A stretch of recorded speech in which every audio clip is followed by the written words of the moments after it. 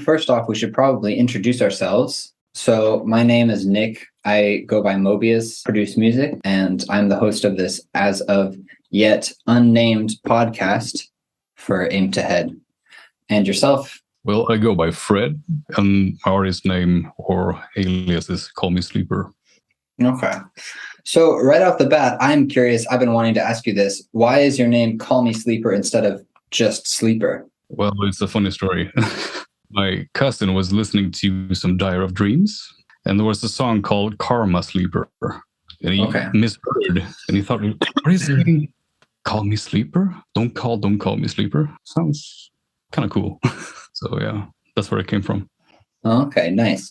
So how did you originally get into deciding to create music and pursue this as a hobby, pastime, career, whatever it is? Yeah, it was always a hobby, I think. I think I started with the basic, for kids, basically, the old EJ software.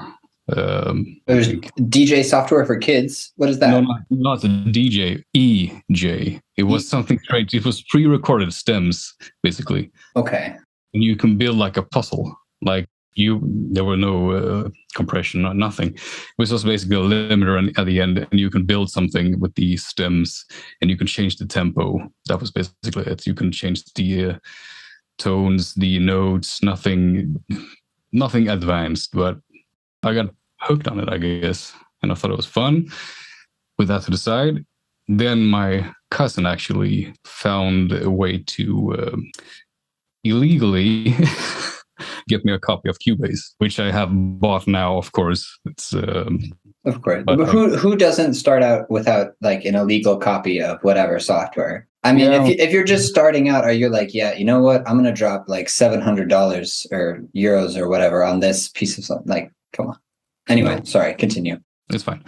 And yeah, I guess I was a hobbyist. I usually just used stems and record a wave, and I had some synths basically, so I just recorded everything. I didn't use MIDI because at the time I thought it was too cumbersome. And also, I think being a pirated copy, if there were bugs, I couldn't update, so I couldn't fix it. Stems of audio was the way to go for me.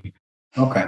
And I basically had it as a hobby for, I can't remember, from 2005 to 2014, 15.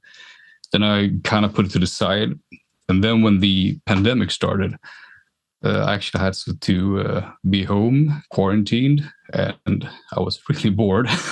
Yeah. And I guess I was hyped about the game Cyberpunk 2077. Yeah. Yeah, the hype for that game was unreal. As soon as it came out, obviously it changed, but leading up to it, yeah. Yeah, and it started with the trailer, I think, with the hyper song, what it's called, Spoiler, I think it's called. And I kind of okay, it's slow, it's heavy, it's dirty, but it's still futuristic. And it caught my eye, and I thought, okay, I was watching the demos and stuff, and I was thinking, what would fit this universe? I hadn't heard any cyberpunk, so I tried to make an album basically, and I barely knew how to use compression, no sidechaining, no nothing. I was going by ear, and I was cheating by not putting bass notes on the kicks and such, to try to balance it out. That got me started, and I actually made a song by accident. It was kind of catchy, I guess. And I sent it to some people as a demo, and the first response was actually Aim to Head mix. No shit. And yeah, they just told me, hey, we like this song, we can put it in a mix.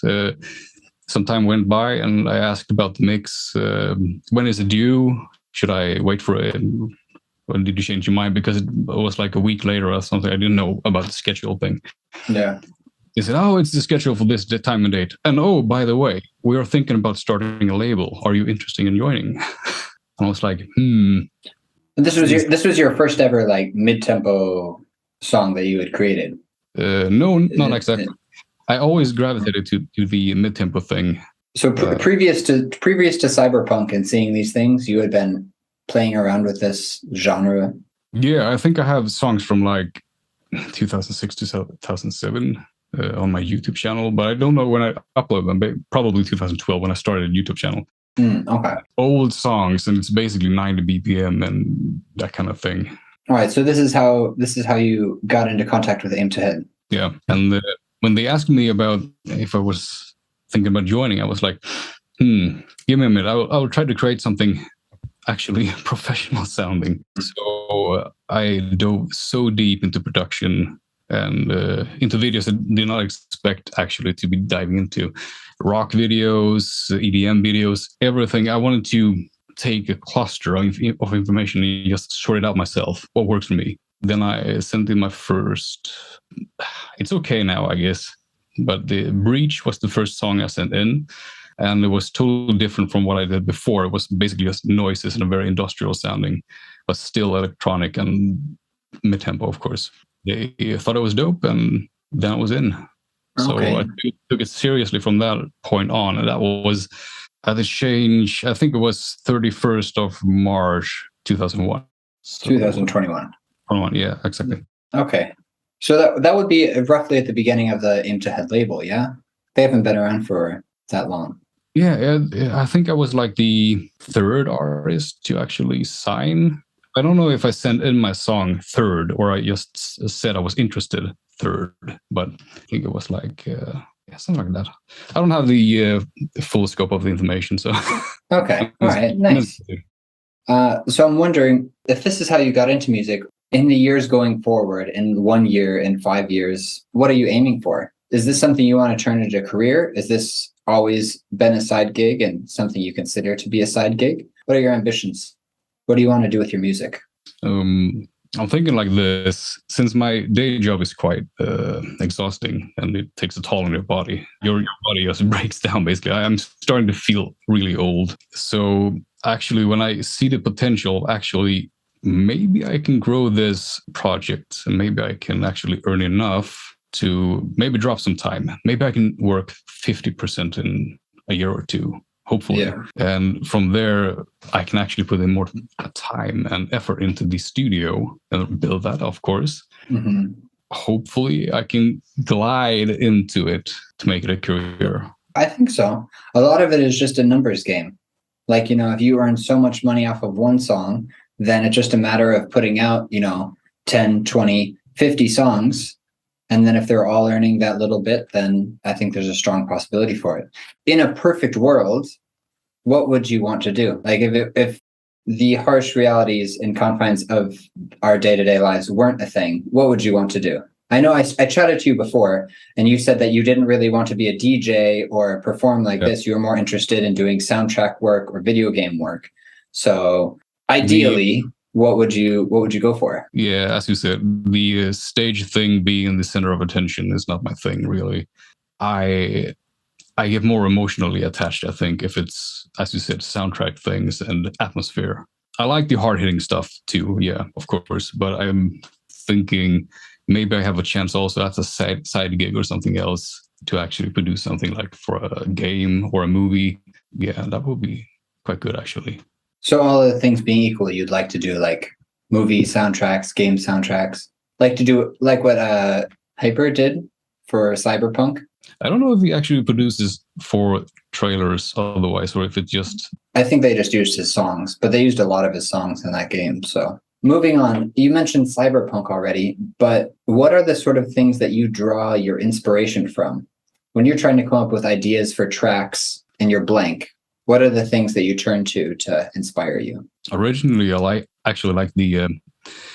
it's not the Cyberpunk thing, actually. It was just the hype that got me started. And I've been gliding slowly away from it and back to the roots before it, when my sound was more like... It was still mechanical and industrial, and I can't really describe it, but the Warhammer 40k universe is very interesting.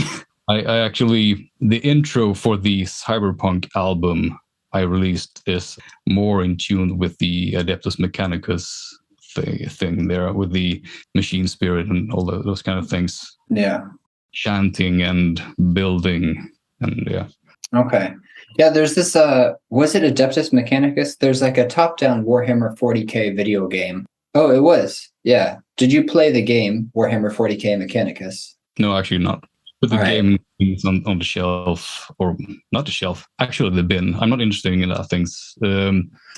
I think it's 2015. I just threw it away. I think it was because I cut some ties with some friends I usually played with online, and they were kind of toxic, and I was just like, none of this anymore. So I've just been watching videos, basically lore videos. Okay. And how did Warhammer come into your life? It was actually when I was starting at school. I had trouble in school, as many of us probably had. Why is that? What were you doing? Well, I think I might have undiagnosed ADHD or something. I'm leaning more towards the ADD thing. Okay. I couldn't concentrate in school at all, and I couldn't get any grades because I kind of dropped out, but I was still attending sometimes. So I didn't get a grade. So I had to go to a boarding school, basically. I see. We lived at the school, and there I met some people, nerds, of course, and they were into Warhammer. Okay, word. How old were you around this time? I think I was 15, 16, maybe. All right, so like early high school. Yeah. So they got Warhammer, and then what? You were painting models, or you're reading books, or? Yeah, it started with the fantasy version, Mordheim. It's called a tiny kit you could buy and play with friends, basically. Okay. And it was quite fun, and it was a dude who really was into the 40K that got us started with this small thing for us to see if we had the potential.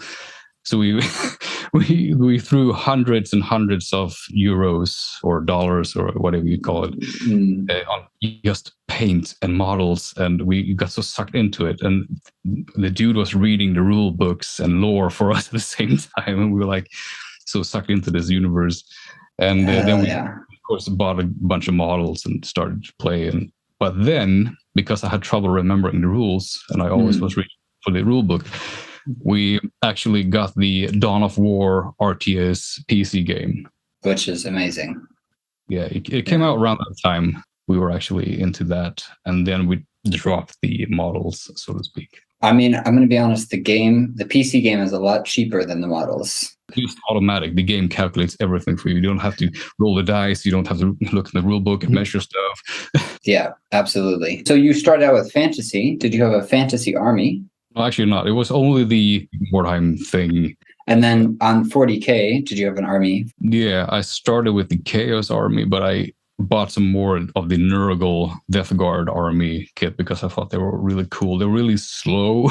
Something about them. They were just tough as nails. It was marching on into the battlefield. Not so much ranged combat, but yeah. So is it like Marines or demons? Mostly Marines, but special units, demons. I think it was because of the painting and also the modifications you could do with the models. So I preferred the Marines because you can modify them more easily because they're like they're covered in armor. Yeah. It's much easier to actually mod them and take things from other things and put them on. Organic stuff, not so easy with the green stuff. And yeah, unless you're like literally sculpting it. Yeah, exactly. I think it was a combination of the actually building and painting that made me choose the soldiers more than the demons. Okay, nice.